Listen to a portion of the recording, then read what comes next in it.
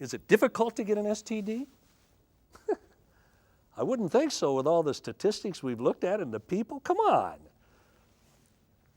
50% of everyone who ever has sex outside of marriage will get an STD. That's minimum. That's minimum. Sounds pretty easy to me. I think you need to look at every single partner. Realistically, no matter who they are, be an STD infected. If you don't do that, you're not a very intelligent person. You know what the government tells you, Planned Parenthood and others? This is amazing. They started this with HIV. I remember a senator promoted this. He said, look, you need to train young people to ask questions. Ask the other person if they're infected. I thought, come on. No guy's going to tell you. Young ladies, you girls remember something. An aroused hormone has no conscience. You understand that, Michelle? You understand that? You got that? An aroused hormone has no conscience or morality or theology. So dumb saying. 90% of men will lie right through their teeth to you.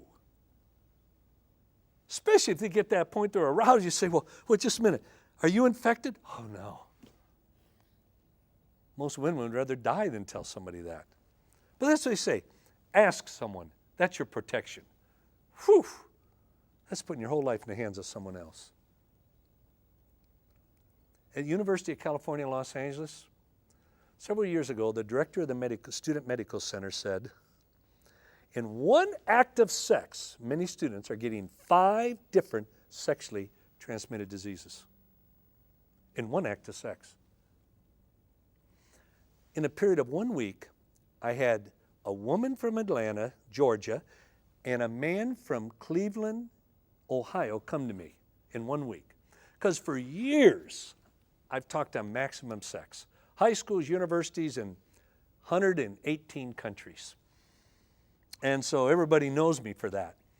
And this woman came to me. She said, I run a suburban clinic for pregnant women, especially young pregnant women. And when they come in, I forget the percentage, it was a high percentage. When they test them, they find an STD. But this is what she told me. She said, if they give us enough time and we spend enough money, we can almost always find at least 3 more STDs. I fly to University of Ohio State University. A doctor comes up to me the night after I spoke on sex, introduced himself, said the exact same thing. He said, if we have enough money and enough time, because you can't run one test. You got to run a whole battery of tests. They say, we'll usually find at least 3, if not 4 more other sexually transmitted diseases if we find one. No wonder God in love said, wait. Wait. Not because I want to take the fun out of your life. Wait, because I love you, I want to protect you, and I want to provide for you. To have a maximum love, sex, and marriage relationship with your spouse with no fear. I've been married for 39 years to the same woman I married to just about the greatest woman God ever created. I stand in awe of my wife. I'm serious. And I thank God her 4 children have raised up and they call her blessed. And they call her, their mother, their shining star. And for 39 years, once live on television, my wife about died, said, what's your hobby? And without thinking, I said, sex.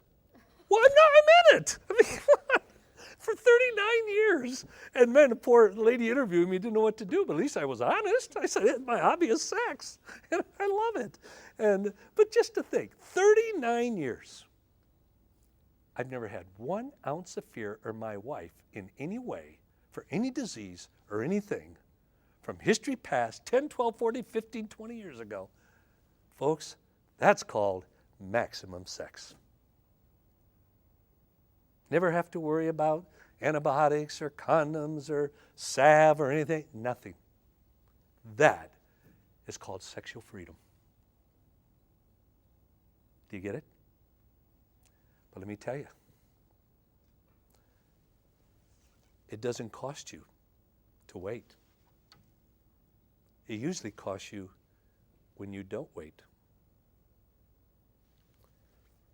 Say, well, it just happened. Oh, come on, get real. Sex doesn't just happen. That's the stupidest, most idiotic thing ever heard. Sex is a result of a choice, unless it's date rape. And boy, there's a lot of that. About 30% of all women are date raped. Sex just doesn't happen. It's a choice. So don't ever forget that either. Amy Grant. Some of you probably don't remember Amy Grant.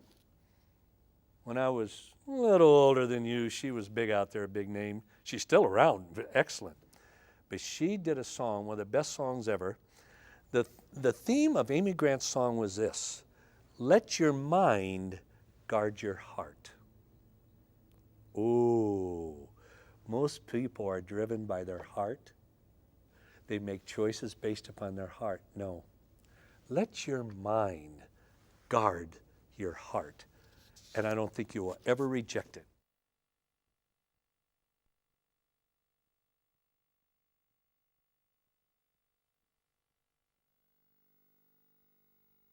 Can STDs be seriously linked to illnesses like cancer? Yes, in a big way. UCLA Medical Center, which is one of the top medical centers in the world that deals with STDs and everything, they made this observation.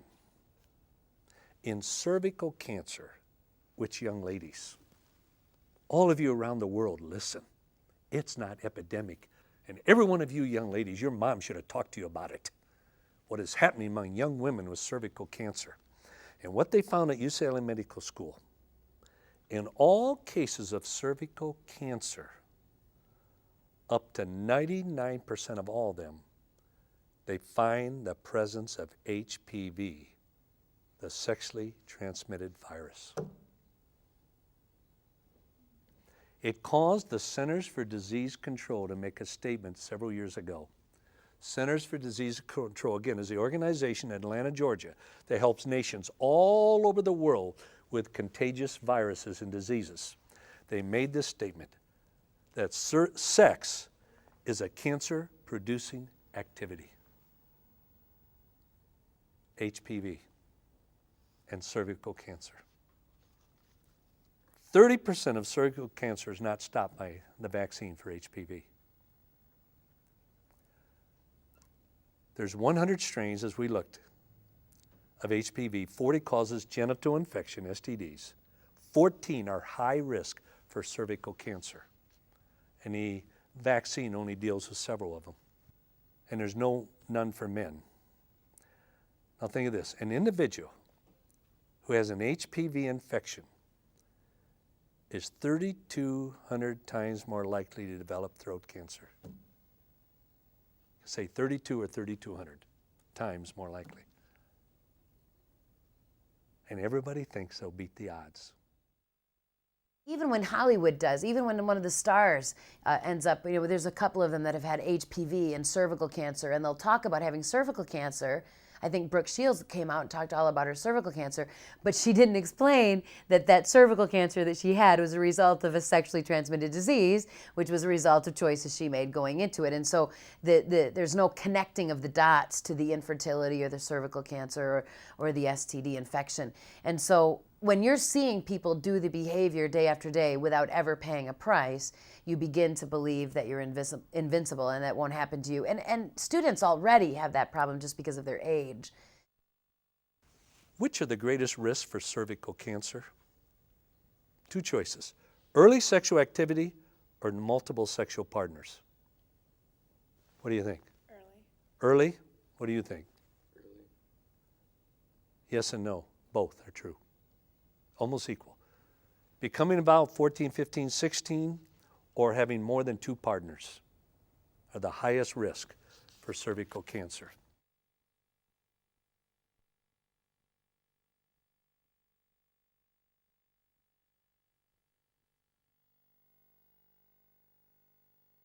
Can you get an STD if you're on the pill? Well, of course you can. It has nothing to do with covering your private sexual areas or anything. Even a condom doesn't do that. You could take 10 pills and you would still get an STD. And just like the government says, condoms are not effective for 20 to 25 of them.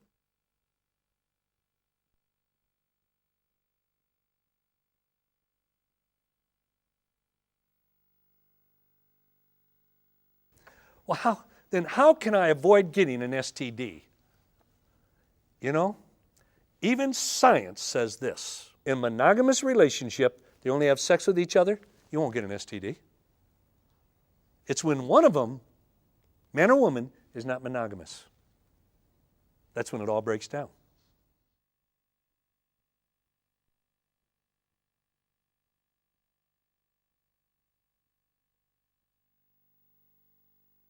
Now here is a question to ponder. Is there any relationship between premarital sex and mental health? I mean scientifically. Is there any relationship to becoming involved sexually before marriage or waiting until after marriage? Let me show you what the studies show. Now one of the best books, there's a book out there. This thing, it's written by 2 doctors called Hooked. And the subtitle is New Science Now Casual Sex is Affecting Our Children. And I believe a lot what I've shared is in this book. But this book here has, everything is documented scientifically. And I highly recommend it by Dr. Joe McElhaney and Frida McKissick Bush, both MDs. In fact, Dr. McElhaney is the founder and head of the Medical Institute for Sexual Health out of Austin, Texas. But I recommend that in a big way. Now let me show you what the studies show. When God said, I love you, wait. Why? Because I want to protect you and provide for you. Is this true in mental health? Sexually active teenagers, which can be one sex involvement, what you're called sexually active, are what percentage more likely to attempt suicide? 100%, 300%, 500%, or 700%? What do you think, Michelle? I'm going to say 500%. Close, 300%. Sexually active teenage boys. Now I'll tell you, very seldom does research surprise me. Because most research depicts life, life depicts the research. But look at this one. Sexually active teenage boys are what percentage more likely to attempt suicide? 100%, 300%, 500%, 700%. What do you think? 500. 700%. Over twice as likely as young ladies. Actually, one of the greatest risk factors for STDs is multiple partners. One of the greatest risk factors for depression, loss of self-esteem, and a lot of emotional consequences has to do with the number of people that you have relations with. And we do know that the more people you have relations with, the more likely you are to have difficulty forming healthy relationships in the future when you're ready to be with one person. The American College of Health Association in the spring of 2006 released a study. 43% of all university students in America felt so depressed it was hard to function. 61% in the past year felt there was times when everything was hopeless. I mean, these are young people with everything to live for, the future. And you know, as I trace it back with depression, I see 2 parallels from starting the 50s and the 60s with sexual involvement and depression, everything like that going right up. I don't know if there's a causal factor. I'm not saying that. I'm not informed enough to say that. But it's very interesting to see the trends of the 2 together. And then to see what research shows if you are involved in premarital sex. And just remember this. There is no condom for your heart, and there is no condom for your mind. Let your heart be guarded by your mind. Young ladies, do you hear me? Guys, do you hear me? Let your heart be guarded by your mind.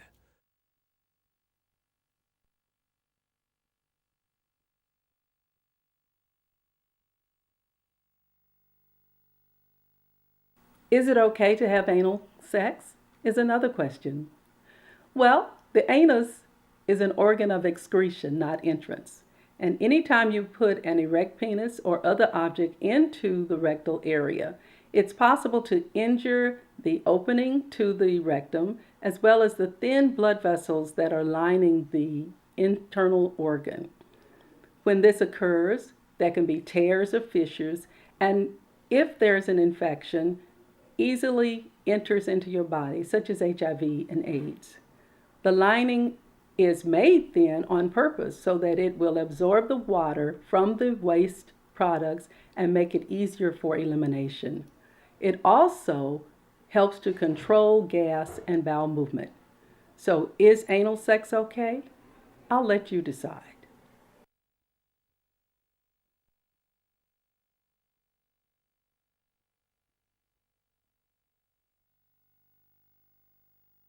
I was in Ivory Coast, Africa several months ago, and there were 1,800 students from 35 countries there. It was one of the greatest teaching times I ever had with about 18 to 25-year-old, mainly university students, young professionals.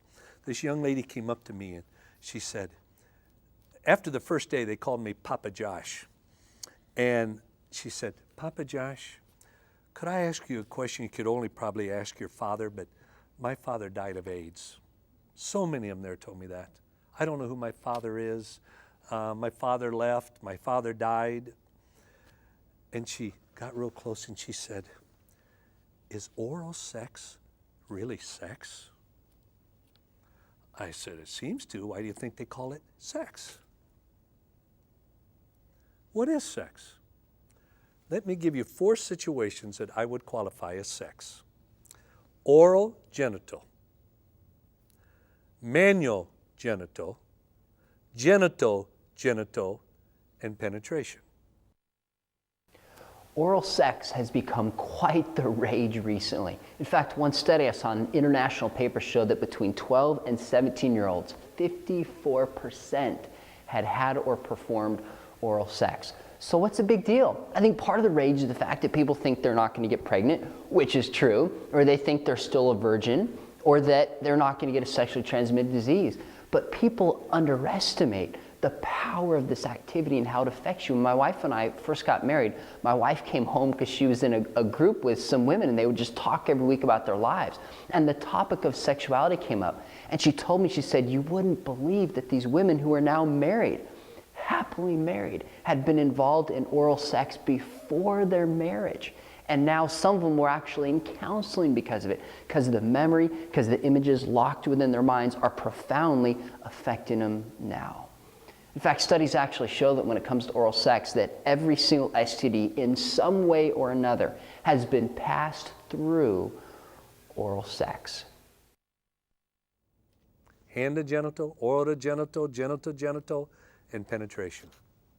All 4 can lead to HPV infection, and condoms don't help.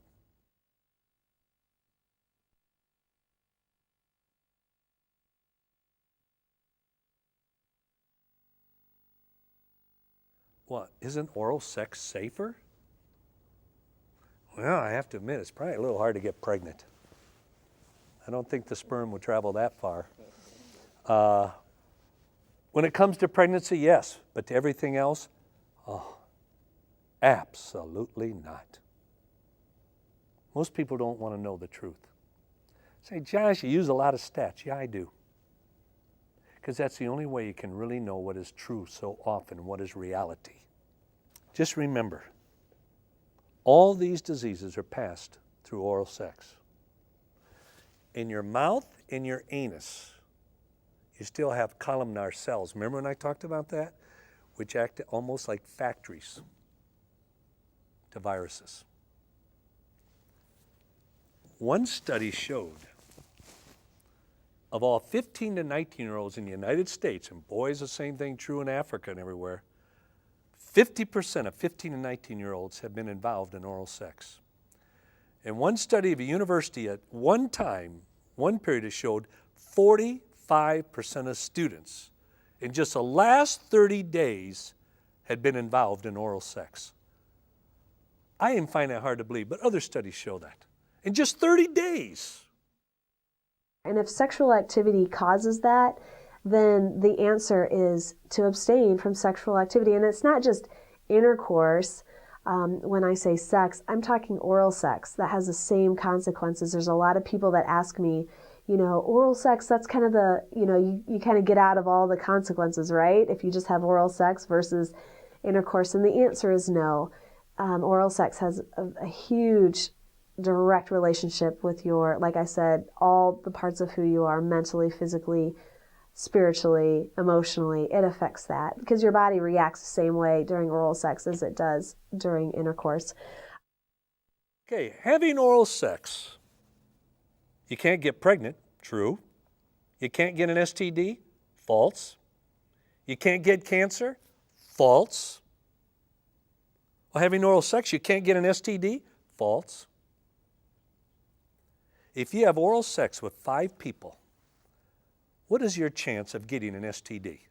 Oral sex with just 5 people. Now, if college students, 45% had oral sex in the last 30 days, and probably 40% of them have had 10 partners.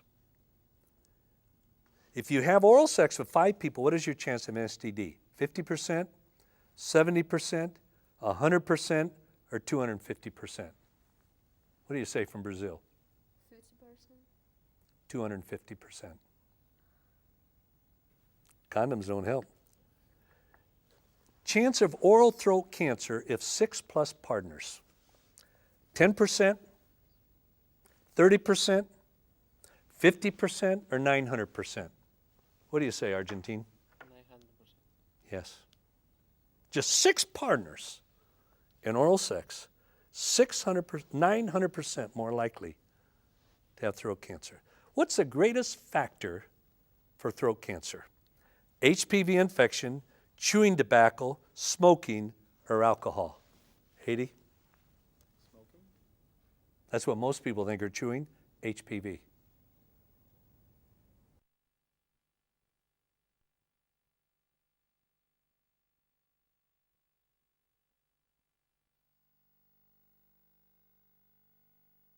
Can I do oral sex and still keep my virginity? Another way to ask that is, am I still a virgin if I only gave him head? Technically, physically, your vagina may not have been penetrated, but let's go back to the definition of sex. Any activity that is for arousal, stimulation, and gratification of sex.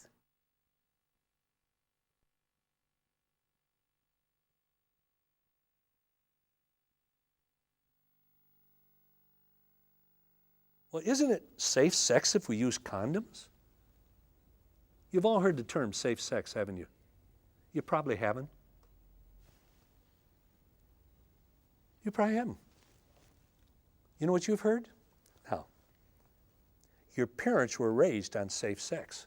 Wear a condom, safe sex. They had safe sex week in universities, high schools, everything. Wear a condom, safe sex. And then they switched. Those that were propagating all that, overnight they changed. I bet none of you ever caught it. Most people don't, because most people think with their pelvis, not with their mind. They switched from wear a condom, safe sex to wear a condom, safer sex. You know why? They were afraid of being sued, and they were being sued. Because it's not scientific true. Wear a condom, safe sex. In fact, one of the top medical experts, Dr. Redfield, said, Josh, even scientifically it's not accurate. Wear a condom, safer sex. What you can state medically is wear a condom, less dangerous sex. But we'll beat the odds anyway. We're smarter than everyone else. I'll wear 2 condoms. The studies show that even their partners use condoms, women 100% of the time. A woman has sex with a guy who's been infected, one or number, condoms used 100% of the time, 37.8% of those women or young ladies will get infected. They call that safer sex? Well, that's better than 39%, I guess. A piece of latex, a condom. And a condom, as long as you have a condom, you're safe. I mean, kids will say, well, I've never had unprotected sex. Well, what does that mean? Well, what you need to understand is that condoms aren't safe. You can use a condom and still get STDs. Now, condoms provide some protection for HIV, one of probably the scariest STDs, because it does involve both males and females and they can both die. But the problem is there's over 30 STDs and condoms don't protect from all of them. And for some of them, like HPV, which is a very serious sexually transmitted disease for women, condoms don't protect at all, because herpes and HPV, both of these are skin contracted viruses. All it takes is skin contact anywhere in the genital area and you're infected for life. Males will carry HPV and herpes, not just on the penis, but on the scrotum. The condom doesn't cover that. And so when we've got 67% of sexually active teens infected with HPV and a condom does not protect, there is no way that you can say that having sex with a condom is protective. I mean, I could have sex 1,000,000 times with my husband who's only been with me, never use a condom, never get an STD. I could have sex once with some guy I meet at a hotel somewhere, use a condom and be infected for the rest of my life. The National Institute of Health, for those that are not from the United States, from Egypt, wherever, the National Institute of Health is one of the top organizations in the United States on the health of individuals. And they said this, this is the #1 authority, said HPV transmission was not reduced by condoms. You never read that in the Trojan box.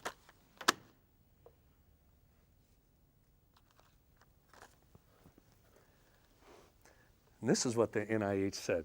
Now, boy. Non-penetrative sexual conduct, in other words, touching each other, rubbing each other, whatever, is a plausible route of transmission in virgins of HPV and many of the other viruses. Just touching. Why?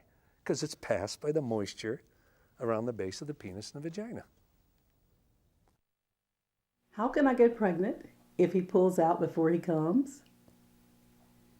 The answer to the question, if you can get pregnant without penetration, has to do with the fact that with arousal and excitement, the guy has liquid that is released that's called pre-ejaculatory emission. It is teeming with sperm, and if it reaches the vagina where the woman's liquids are there, it allows them to swim inside and make contact with the egg before intercourse has ever occurred. That's one of the reasons why the first step of the 13 steps on how to put on a condom includes putting the condom on before any penetration occurs at the vagina. Father came to me in Indiana. He said, I want to show you a picture of condom failure. He kind of chuckled, showed me 3 beautiful daughters. Said each one of them was a condom baby. He said, am I glad? But each one of them, I was wearing a condom. That's called safer sex. Incredible. I use a condom with every act of intercourse. Am I not safe? That's a good question. But let's answer the question of whether condoms are safe from the Center for Disease Control of the United States. The CDC says abstinence is the only surefire way to prevent sexually transmitted diseases. The second way is mutual monogamy with a known uninfected partner. And the third way is the use of a condom. So even if you use a condom consistently and correctly with each act of intercourse, you only reduce your risk for sexually transmitted diseases. The best reduction is with HIV, which is 85 to 87%. For gonorrhea and chlamydia, it's 50%. And for all other diseases, it is less than that. What causes condoms to fail, to break down? Here's just several. Put in the back pocket where a lot of guys carry them. The moment you put in the back pocket, because of the heat and the pressure, starts to break down the latex. Put in a billfold, same thing, put into a billfold. The moment you put it in a billfold, it starts to break down. Kept in a glove compartment of a car, or the center thing.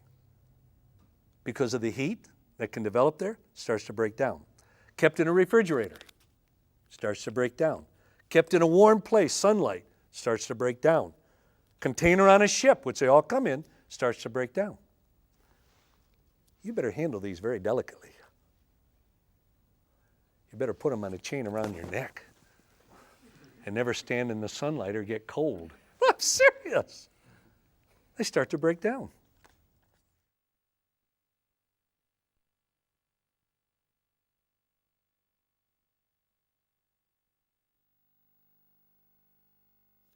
Isn't sex a private act, though? Come on, between two individuals and the government, the church has no right to regulate it. Look, it's my life. It's my body. It's my choice. No, it isn't. That's an absolute lie. Sex is not a private act like Planned Parenthood and everyone else would probably say it was. Sex is not a private act between two individuals. Look, these diseases pass from partner to partner to partner. A number of years ago, when Dr. C. Everett Koop was Surgeon General of the United States, for those of you in other cultures, it means he was a #1 health expert. He calls me on the phone. Interested, his secretary calls and said, on Tuesday at 2:13, Dr. Koop would like to talk to you. Not 2 o'clock, not 2, at 2:13 the phone rings. I guess that's how they do it in government. And he said, I had launched a big sexual purity program called Why Wait? He said, Josh, thank you for what you're doing. It's one of the most positive things out there. And then he said this, you've got to be more emphatic. I said, Dr. Koop, I get so much criticism now for being so straightforward. He said, I don't care. You've got to warn young people. Now this is #1 health. He said, every time they have sex, they're not just having sex with that person. They're having sex with everyone they had sex with, and they had sex with, and they had sex, and they had sex with, and they had sex their entire life. It's not a private act. You think on your wedding night, if either one of you have ever played around, you're not going to have a private act of sex between two people. Every person you ever had sex with and their partner will come right into that wedding bed. That's been proven now scientifically. Let me show you what I mean. Oh, this graphic is the most sad one. They caught an epidemic of gonorrhea in Atlanta, Georgia. They traced it back to a 16-year-old girl who had gonorrhea. She had sex with 2 guys. Out of that came, and you can see the grid here, the grid going out, 685 men and women got infected. From a private act between 2 individuals that the government, the church has nothing to say about it? At Colorado State, they came out, state of Colorado, came out with a pamphlet. And the title was, how many of the 64 people you had sex with last night did you know well? And it sent this, which you'll see right here, the thing down, where all these had sex, and from these 2 people went on and on and on, all the way down to scores of people. Some can be traced to 10,000 people. One act of sex. If it's a private act of sex between 2 individuals, then when you walk out from behind those closed doors, and why do they demand government money to fight STDs, for AIDS, for HIV, for HPV, for AIDS-dependent children? Why? Because it's not a private act between 2 individuals. They come out in the open, they demand this and this and this. The government needs to do this. Government needs to pay for this. The government needs to do research in HPV and HIV. Why isn't the government doing more? Why? It's a private act between 2 individuals, but the government and the church has nothing to say about it. Oh, gosh. Each pregnant teenager in my country, cost taxpayers a minimum $100,000. And there's 800 to a million every year that become pregnant. Wow. No wonder we can't balance a budget in this country. Oh. One lady came to me in San Diego. 8 years before, she'd had one affair in her marriage. And after that, everything in her marriage was okay, good, everything. She came to me broken. She had to go tell her husband she was HIV positive. And she well could have given it to her husband. A private act between two individuals? No. Anyone you ever have sex with, you're having sex with everyone they had sex with, and their partner for just about your entire life. And that's what Dr. C. Everett Koch called me about. If you become a teen father in the United States, I don't know what is true in other countries, but if you become a teen father, what can it cost you? $10,000 to $50,000, $50,000 to $250,000, or $250,000 to $350,000. An average $50,000 to $250,000. It's pretty expensive sex.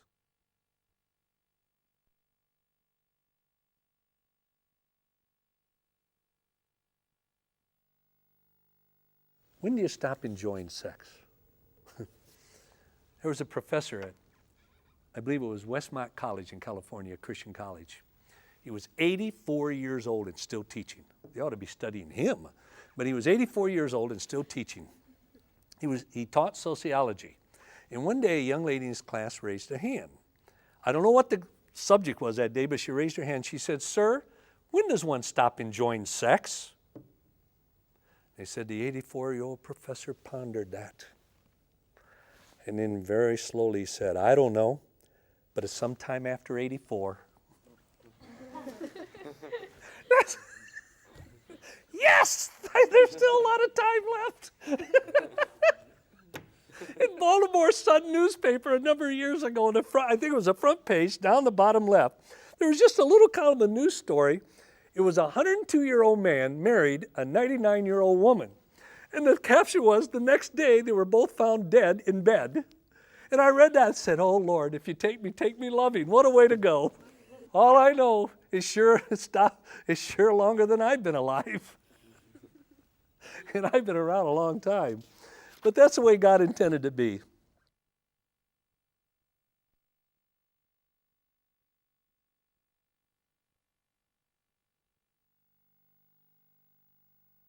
Well, wait a minute. Then, if I really want that in marriage, isn't it better to live together first? Think with your mind, not with your pelvis, young people. Oh, there's a huge higher rate of divorce among people who cohabited and then got married. And a number of reasons. When you cohabit, you have a whole different level of commitment, totally different problems than you ever face level of commitment or anything in marriage. And you can't transfer from the cohabitation to marriage. You start all over again.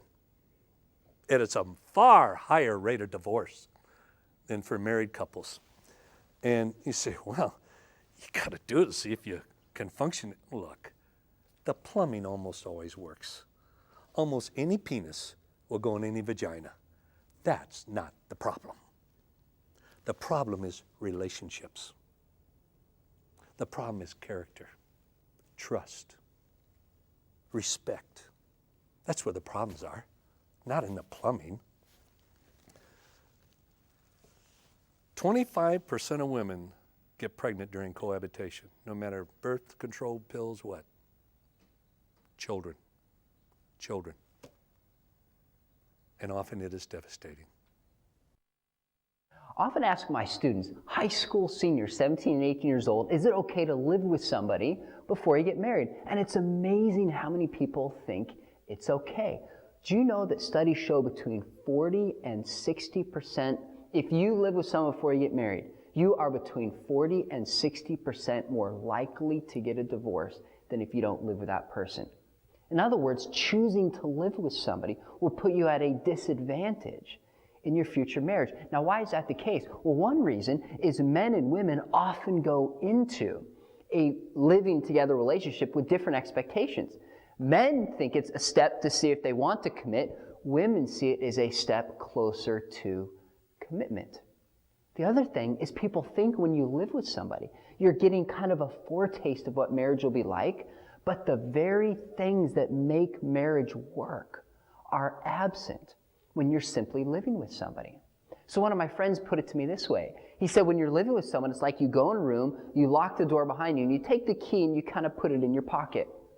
When you get married, you go in the room, you lock it, you take the key and you throw it out the window. You see, when you get married, there's a level of commitment. We say, I love you, and I'll stand with you, and I'm committed to you, period.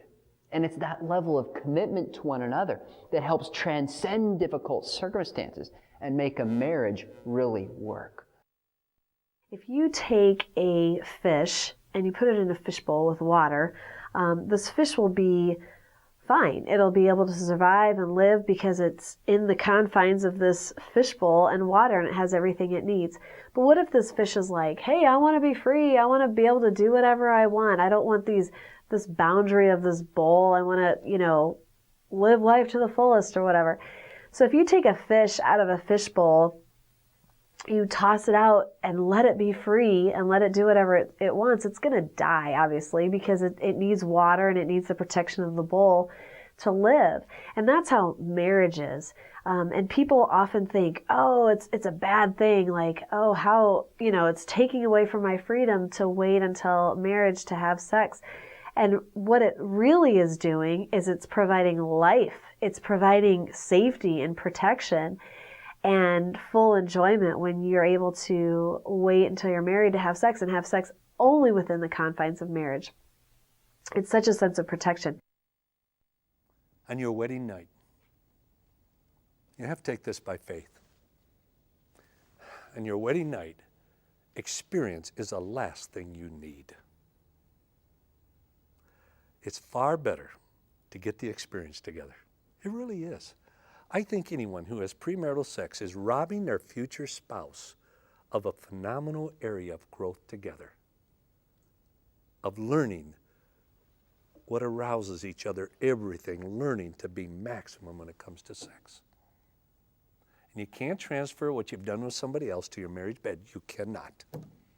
Here's the key. On your wedding night, be an amateur at sex and a professional at relationships. This is why a book was written once, Sex Begins in the Kitchen. Meaning, not that you lay on the floor and have sex, but it means relationships. A good meal, whatever.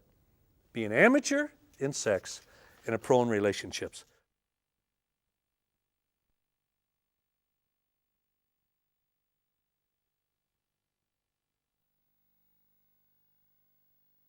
Yeah, but isn't premarital sex really great preparation for good sex in marriage? I feel like mentioning this man by name because he's so despicable. One time he was a very popular radio talk show host and TV.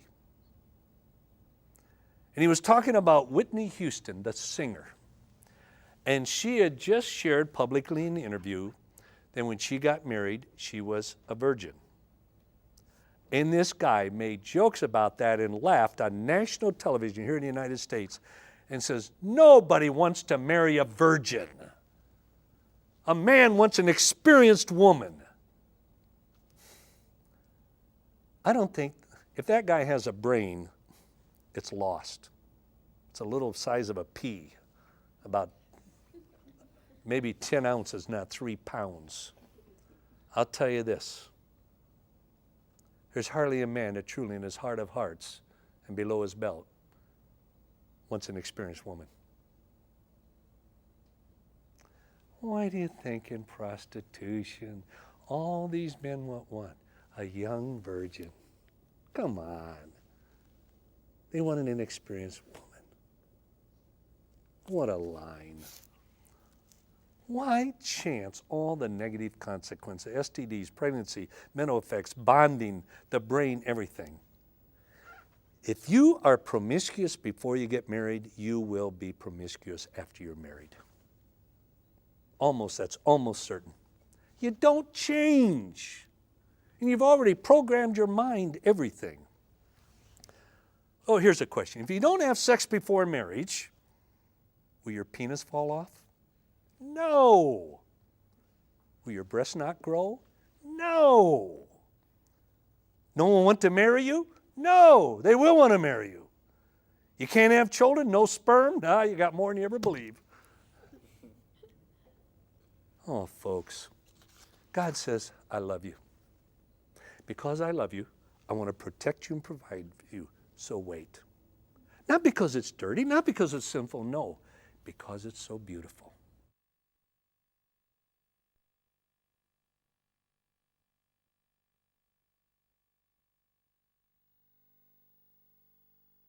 You say, well, sex is so beautiful, then it must be right. Look, y'all, your body doesn't know if it's married or not. Dopamine, the chemical we talked about, doesn't know if you're married or not. Oxytocin doesn't know if you're married or not. Vasopressin doesn't know if you're married or not. If sex wasn't beautiful before marriage, it wouldn't be beautiful after marriage.